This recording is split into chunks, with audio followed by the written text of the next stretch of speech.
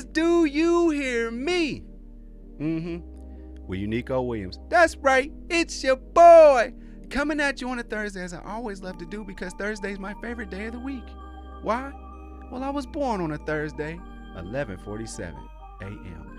Woo! So happy to be amongst you all, but I'm even more happy that I got my good friend with me. I have a professor of history, if you will. I got my homeboy Carson.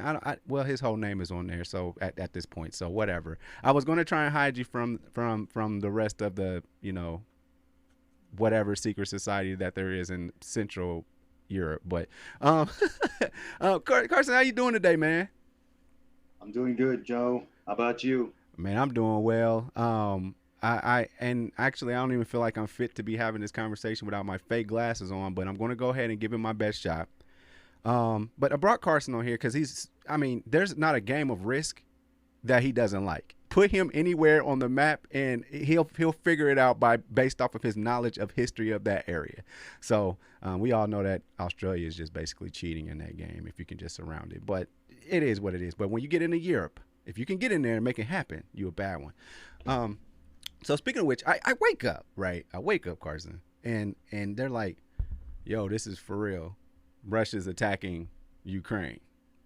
And I was like, "Oh, okay.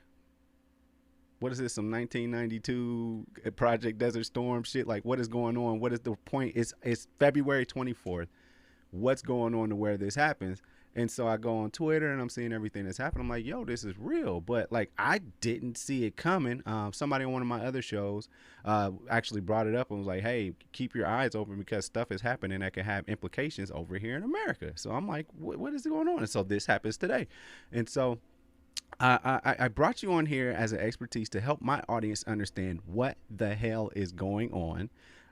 Why is a Joe Biden some? I don't know.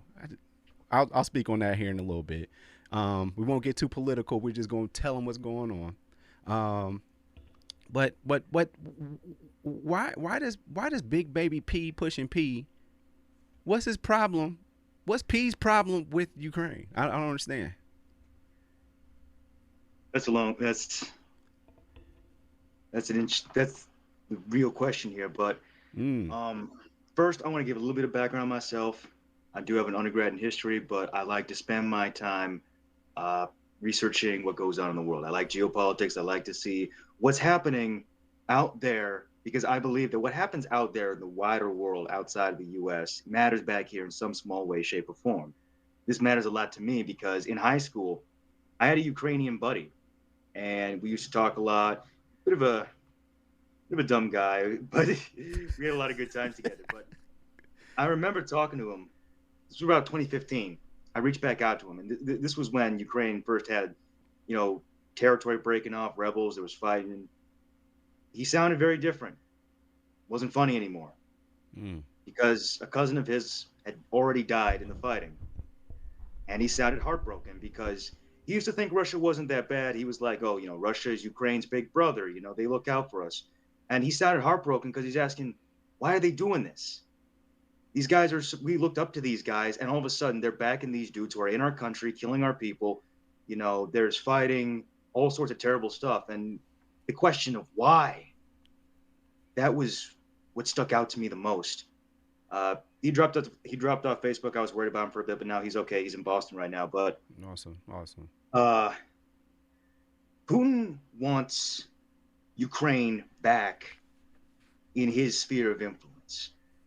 What the Russians want are countries around them, their neighbors, to basically follow their lead, basically use them, I hate to say it, as human shields.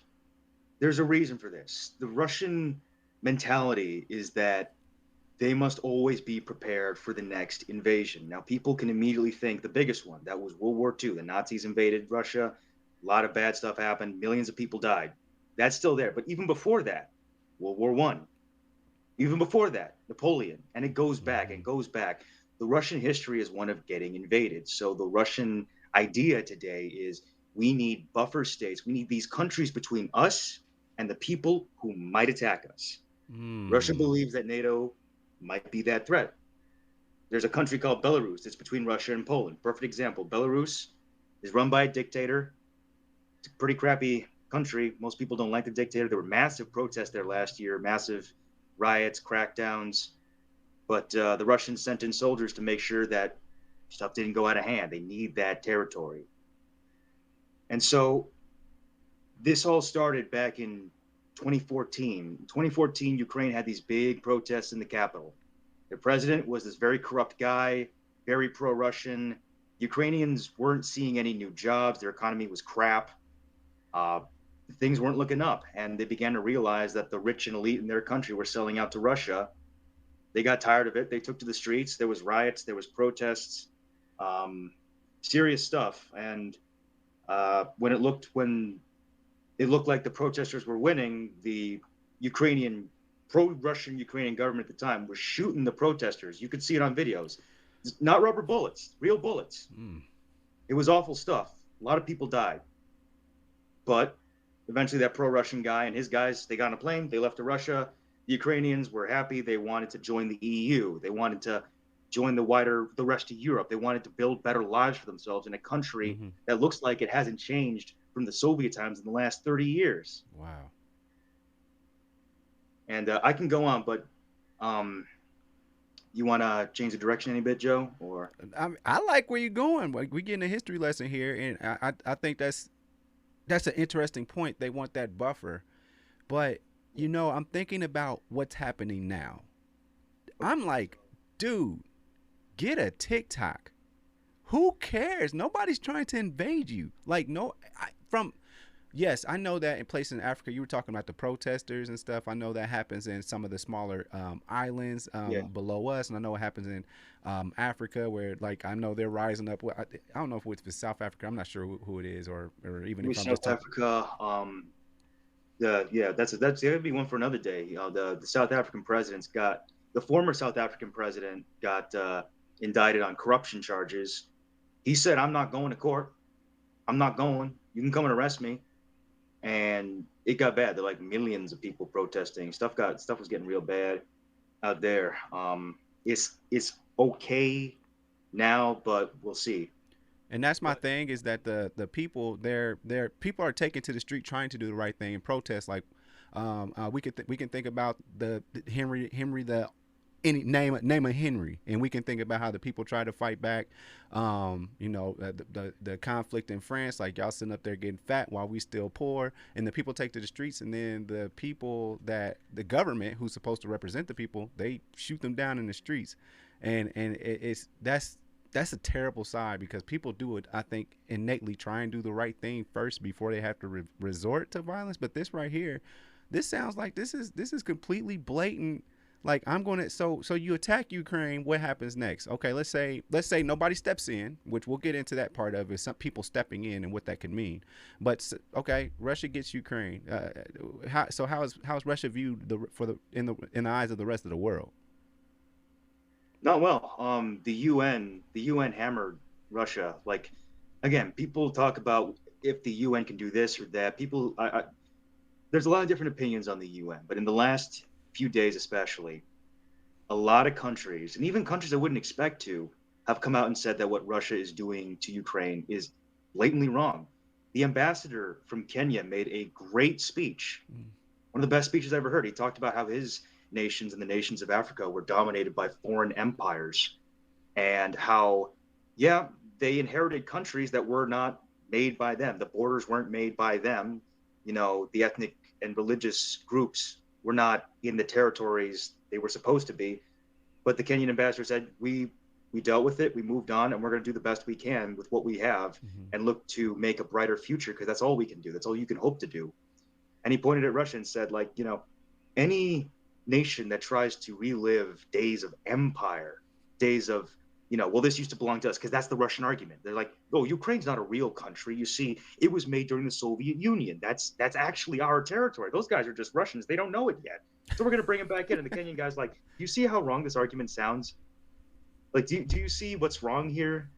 Do you think we would like it if the Europeans came back and said that that we're the guys in charge again? So Mm-mm, not at all. it's stuff like that. But I'm going to say real brief, because you mentioned it, what's going on right now. So here's this. Last night, I didn't get much sleep last night because last night, me and the guys, I'm on this Discord server and we talk about geopolitics. We were monitoring stuff over Ukraine because um, I've known for a couple of weeks that this was probably going to happen, but last night it's like Putin's going to make a speech and it doesn't look good. And I'm like, what is it? Like, I don't know. So we pull up the speech and Putin's talking. He's talking about how the Ukrainians are being misled by an evil government of Nazis and oligarchs and all this, and we're going to go free the Ukrainian people. And then he said he was authorizing a special military mission. Minutes after the speech ends, I get reports. I'm monitoring Twitter feeds and stuff. I'm monitoring other stuff. First reports: missile strikes in this city, this city, this city, and it's just words on a screen, and then you see the videos. Mhm. I was seeing videos of missiles hitting cities. I saw a high rise in Kiev, the capital of Ukraine, get slammed by an incoming missile. And you can hear Ukrainians screaming, like, what's going on? Like, is this actually happening? And then you're seeing fire raining down from the sky. And it kicked off. And that was the first night. What's happened? And then from then up to now, it's been constant fighting. The Russians are coming from multiple sides, very heavy fighting, planes in the air, missiles in the air, explosions everywhere. It's awful stuff. And that's where we stand. The Ukrainians are holding, but just about as best they can do. The Ukrainians have spent the last 8 years trying to get ready for this, but they're fighting one of the biggest countries on earth with one of the more sophisticated militaries on earth. Hmm. That's a tough one. I can definitely see the odds can be stacked against them, but I just don't see it being for long.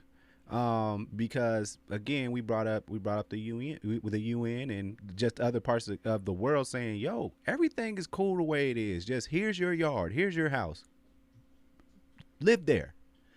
But instead, they leave it to Russia to be that one country that's like, we are the epitome of the past. See, I thought "Make America Great Again" was the epitome of just trying to hold on to the quote unquote good old days. Russia's got it really bad. Like they take it back. What? Because America's like only like what? How many years old is it? Over 200. Close to 300 years old. We're about 250. So with that being said, you got people holding on to stuff, which is something like recent history for the most part.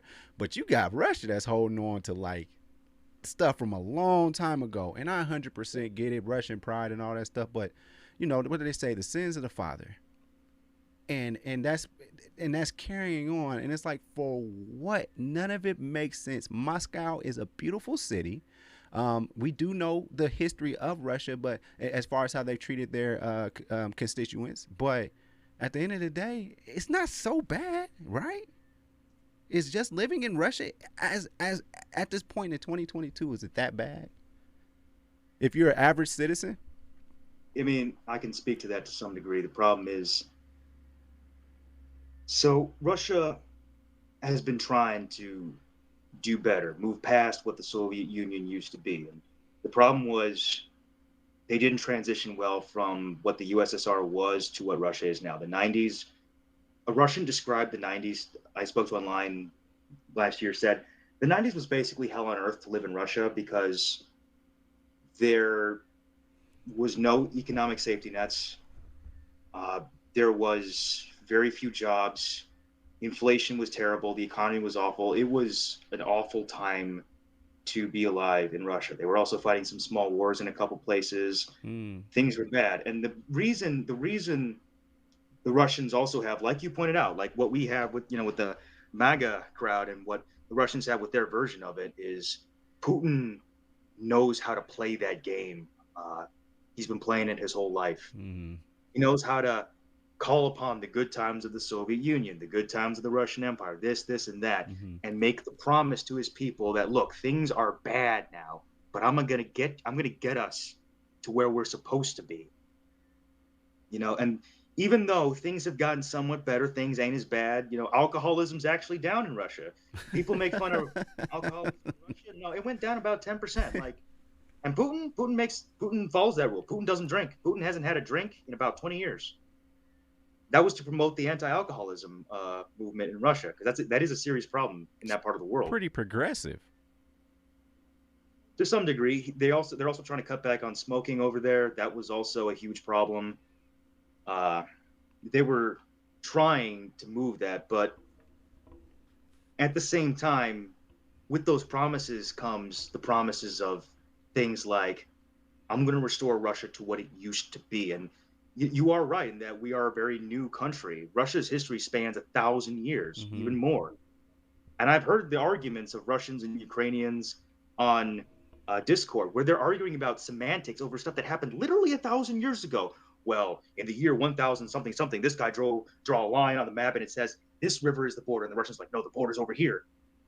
This sounds ridiculous to us, but for these guys, this matters because that means legitimacy. This means that I'm actually right because this document from before my ancestors were even conceived says so.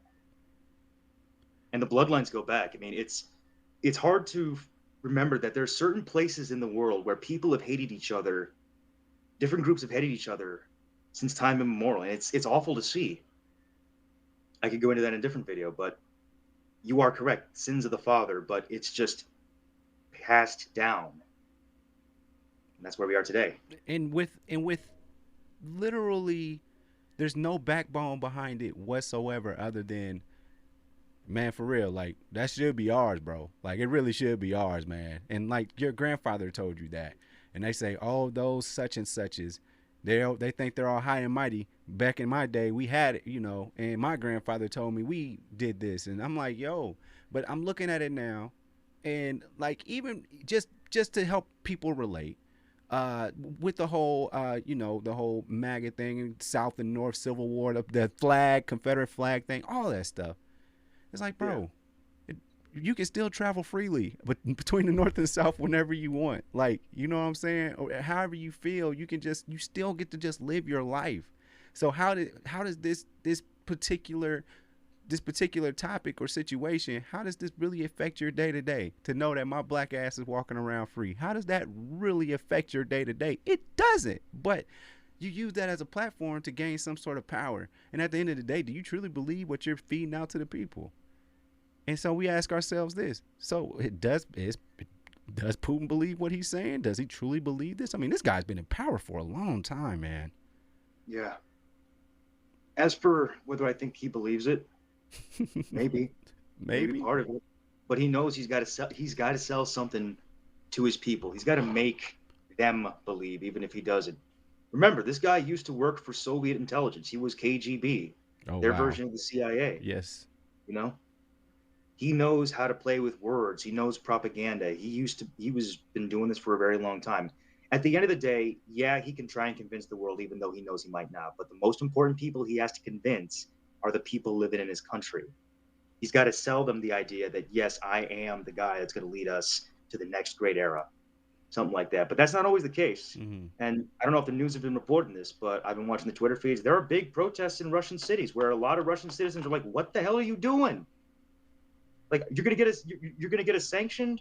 You're gonna get us drawn into a bigger war. Why is my son going to fight in a war that I had no way to vote over?" Mm-hmm. And You and know? and I think about, so I wonder, because what got me into Russian history whatsoever was Metal Gear Solid Snake Eater. That's what got me. I was like, damn, Russia got all this going on in the '60s, and like I'm like, what is all this? And so I started looking into it, and actually found Khrushchev as a So, very interesting person, or figure in history.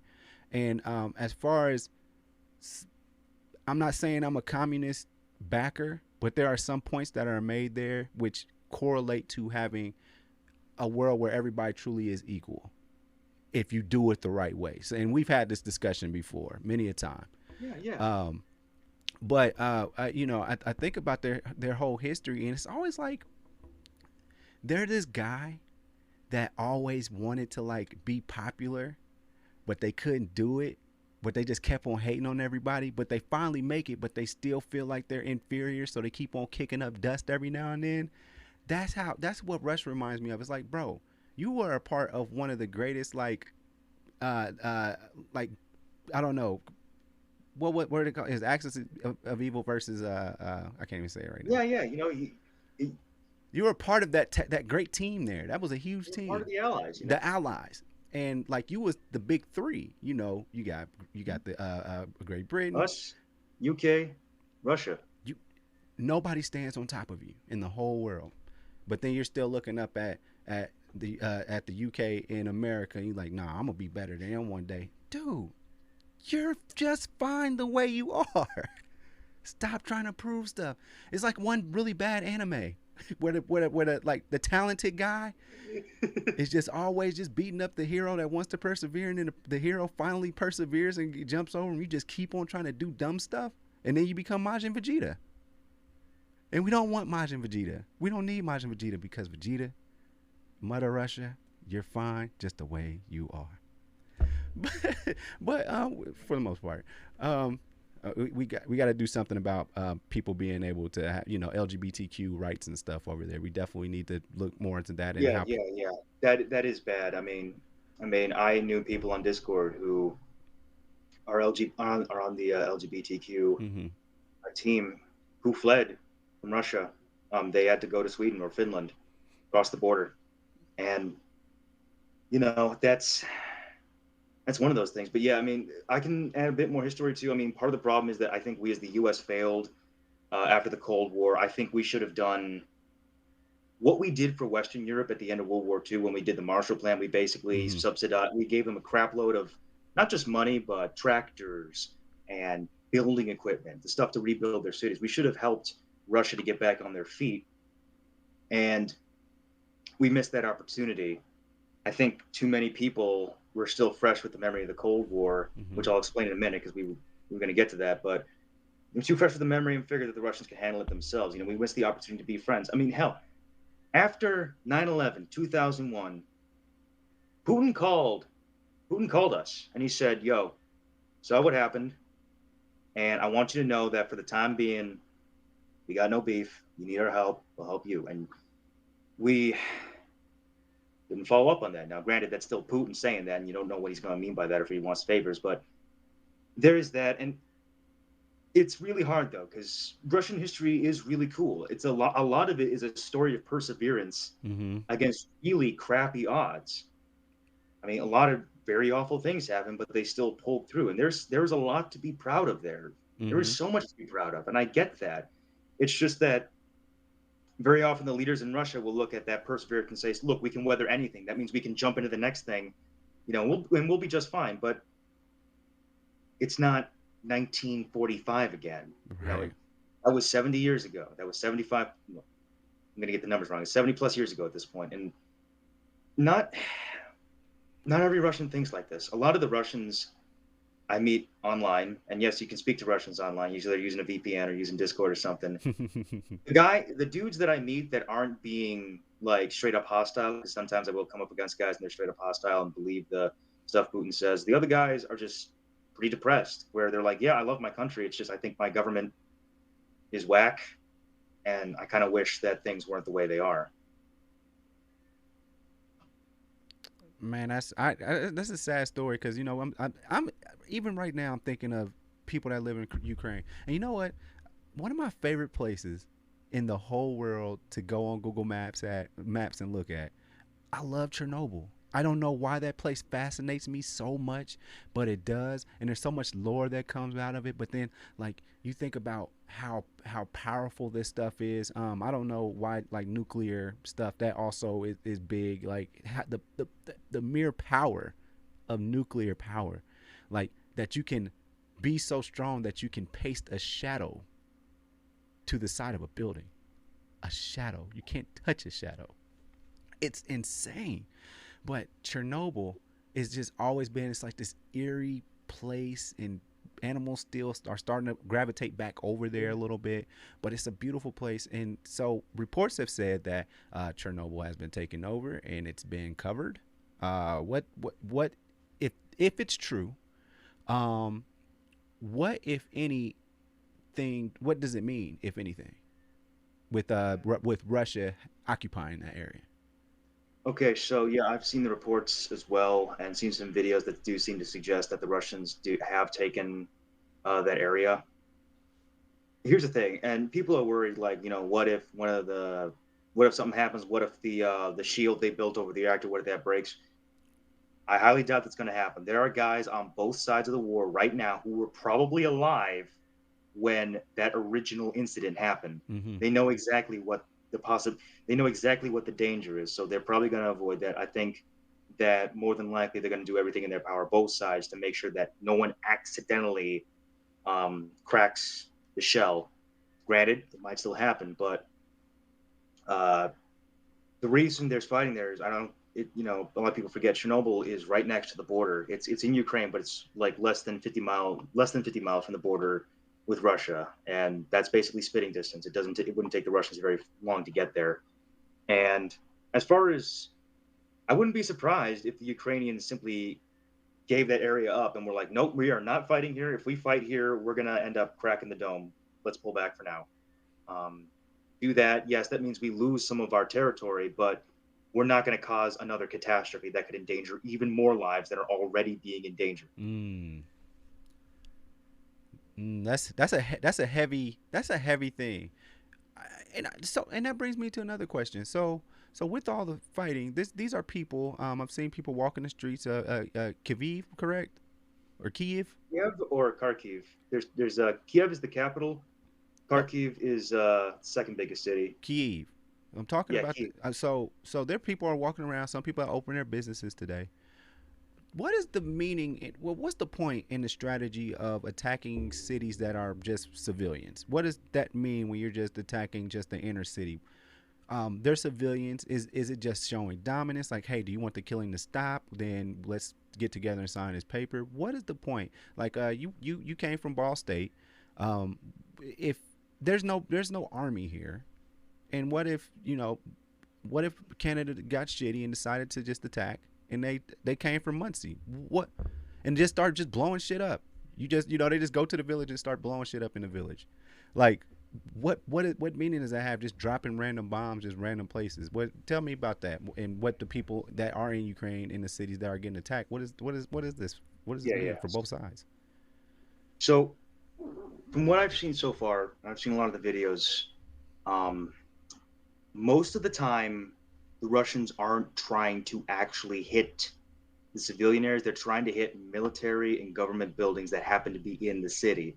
Now, they have some weapons that are precise enough to do that, Mm-hmm. as in like drop from a plane, drop a mile, and then like zero in on a particular building. Some of them, they have some stuff that can do that.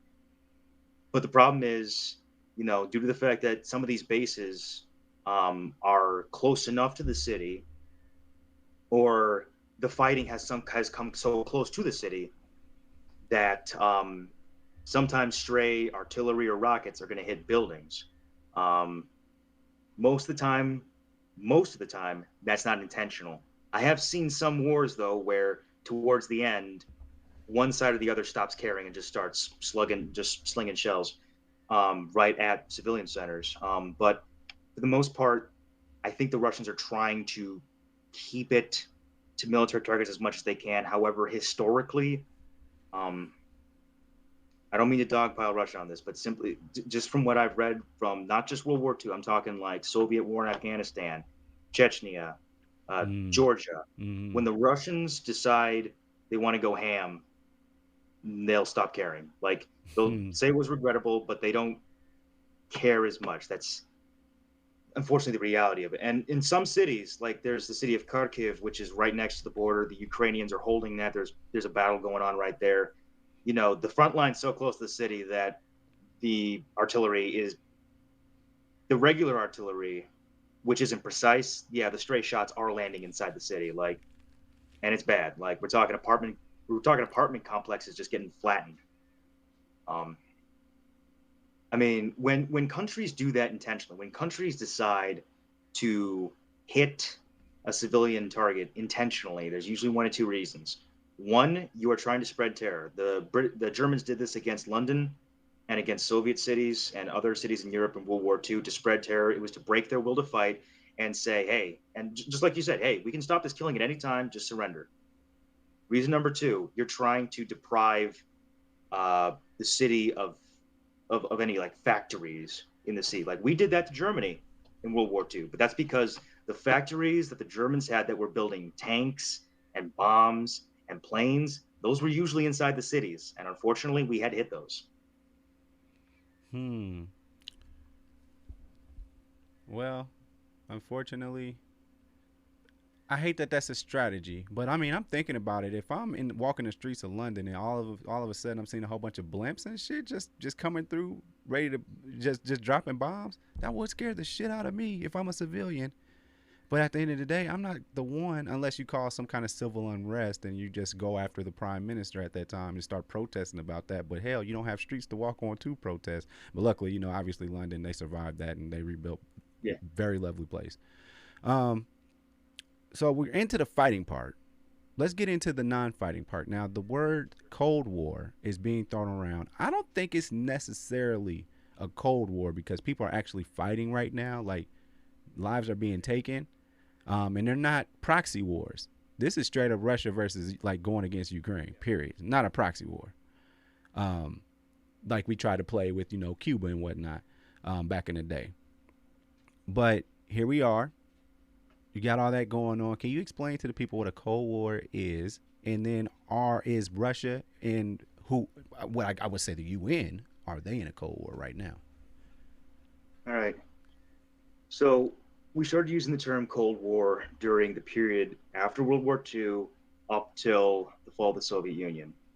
We called it that because we were two superpowers, the US and the USSR, with two different political and economic means of thought, who everyone thought was going to fight. They thought this was going to be it. The world is going to end when the US and the Soviets go at it. They're going to fight. Bombs are going to drop. We're all going to die. Mm-hmm. But that never happened. Instead, both countries began to fund other countries who began to fight each other. And sometimes it does go hot, like when we went to Vietnam or when the Soviets went to Afghanistan. Sometimes it does go hot. I'm not sure if I would say yes to some degree. What we have today is kind of a Cold War, but in a much more uh, dangerous sense, because this isn't Russia going after Afghanistan. This is Russia going after Ukraine, who borders two NATO countries. Like this isn't far away. This like the Polish people and the Romanians, who are both members of NATO, are freaking out right now and mobilizing their militaries because this is their worst fear realized. Um, Something close to that. As far as the UN and Russia being in a Cold War, to some degree that is. I would say it's more Russia becoming more of a pariah state where less and less people will want to internationally deal with Russia, which means they don't want to talk to them. They don't want to trade with them. They don't want to open airlines or Mm. any other form of agreement. There's a lot that goes into that. People can talk about like what we're doing now with the sanctions and all that, the response that we're having, the response the Europeans are having. That does have some effect. It doesn't have no effect. The Russians like to claim that, oh, we can withstand any sanction. That's not entirely true. All right. You cut yourself off from the global economy, and all of a sudden, there's going to be a lot of stuff you find.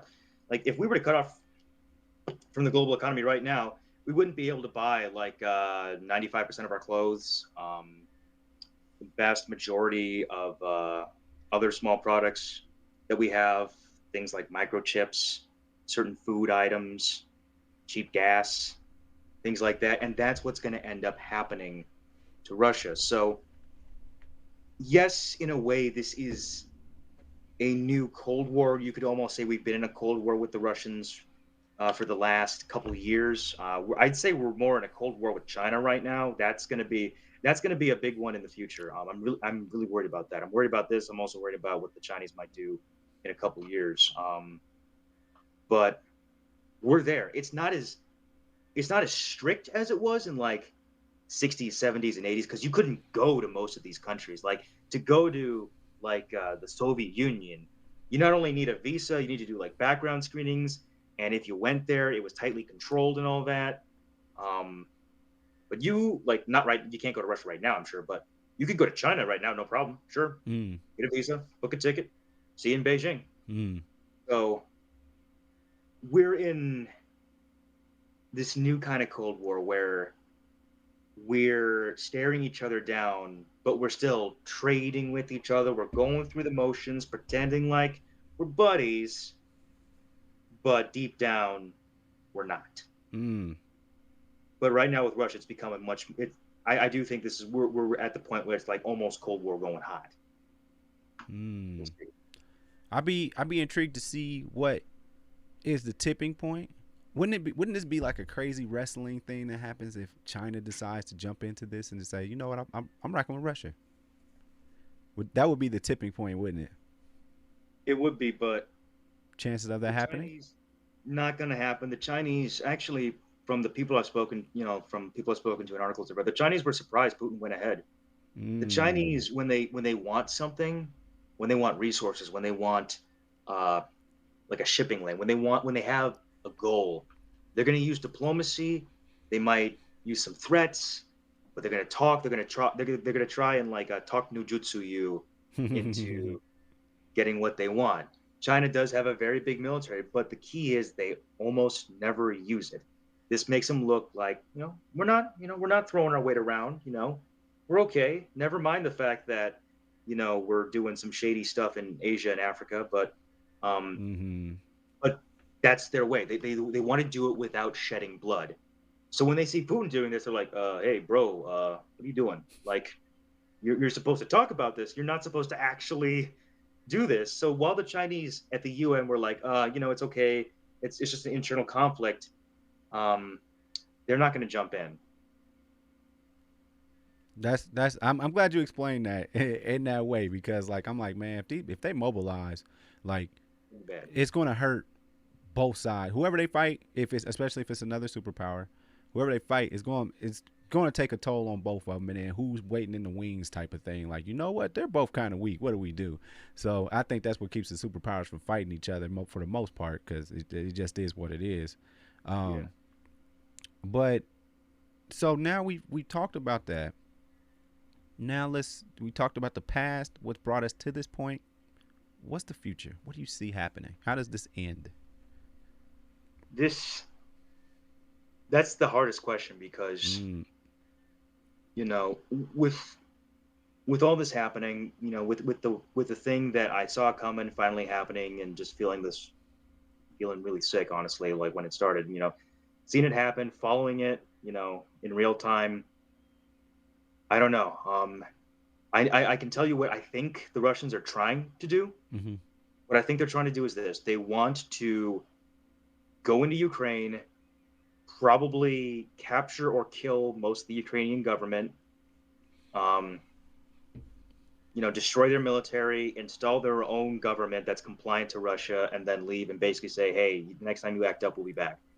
Mm. That's one scenario. So one scenario is the Russians continue the invasion, uh, they beat Ukraine, and then install their own guys and then pull out, which is interesting because we haven't seen the heaviest stuff yet. For some reason, um, 60 to 70% of those Russian soldiers on the border haven't gone in yet, which is weird. The Russians never do that. When the Russians go to war, it's like all in. Mm. I'm going to bring down the wrath of God. I'm going to make the sky rain explosives.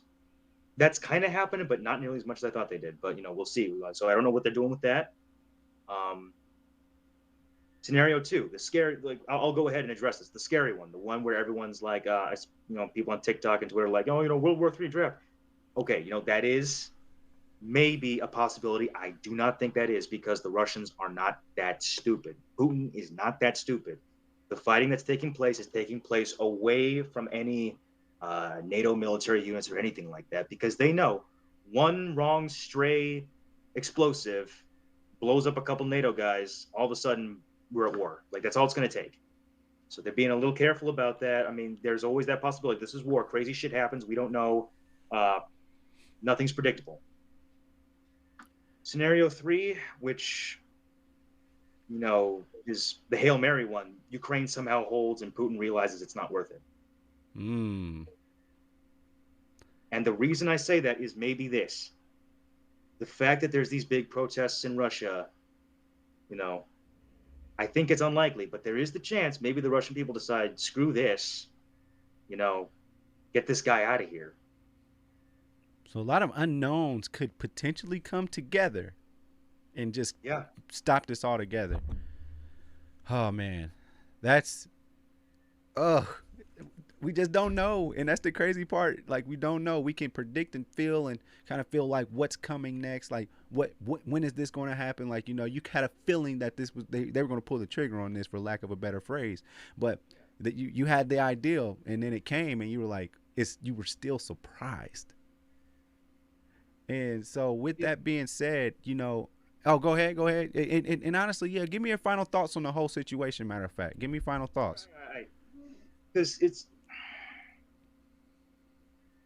honestly, man, I'm shook. I'm real shook. I ever since 2014, ever since I saw that, I always thought to myself, one day the Russians are probably going to do it. The last few months, I was sure of it. The Russians are going to do it.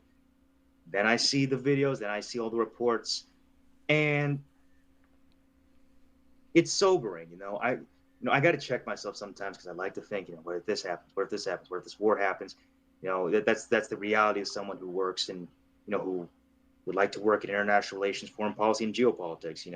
See the thing coming, and then the thing happens, and you're like, Jesus, this isn't playing games. And it's been a long time. I remember growing up, watching the news feeds about our guys and Iraq and Afghanistan and all the bad stuff that happened out there. But then, we pulled out, things got quiet, and it's easy to forget. And then, this is back. We haven't had fighting in Europe this big since World War II. And it's mind-blowing. It's mind-blowing. It's sobering. It brought me back down to earth. And me realize this ain't funny. And it never was. That's my final thoughts. And typically I end the show by talking about, hey ladies, but it's not funny. People's lives are 100% at risk. And it's wild because again over here our thing is we're talking about civil rights, like, hey, don't forget your grandparents couldn't sit on a bus. Like, you looking at your grandparents and like here they are living, got flat screens in their house and stuff, but at some point they couldn't sit anywhere on the bus, and that wasn't that long ago. And then you think about World War II, and then you're like, yo, my grandpa fought in that.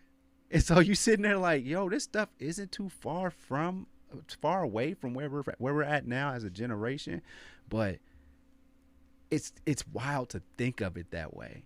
And you want to say, man, that's some old timey stuff, man. They tripping about some stuff from a long time ago, blah blah blah.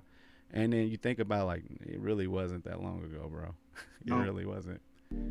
Carson, I appreciate you being on the show, man. I again, thank you for coming on such short notice. But again, this whole situation was such short notice. Except you knew that was going to happen, but I had no idea. I literally have just been watching Power and whatever other crap is on TV every now and then, and we try and throw ourselves into watching Naruto for the 50 millionth time. But that being said, where can they find you if you want them to find you? Oh, I don't really have, not really official yet. I mean, I'm gonna have to set something up, like an alt account or something, set up some official stuff. I don't got nothing yet. I mean, I got my Facebook, and that's really about it. All right. Well, when you come with something, let me know. We're 100%. We're going to push the hell out of it. Again, Carson, thanks for pulling up on the show. And I got to thank you. The people that watch. You know the deal. You can catch me on Apple Podcasts, Google Podcasts, and mama, I'm on Spotify. Overall, 99 Media on YouTube is going down. We got skits. We got so many shows. Just a Fan, Man Cave, and just whatever the hell I want to do half the time. So with that being said, thank you so much for tuning in to another episode of Do You Hear Me? With Uniqo Williams. I holla. Thanks for watching. Make sure you follow me on all my social media platforms. Don't forget, every Thursday, the full podcast is on Apple Podcasts, Google Podcasts, and mama, I'm on Spotify. Overall 99 ENT bring you videos from Friday all the way to Friday. So be sure to like and subscribe to the channel. We appreciate it. Again, thank you so much.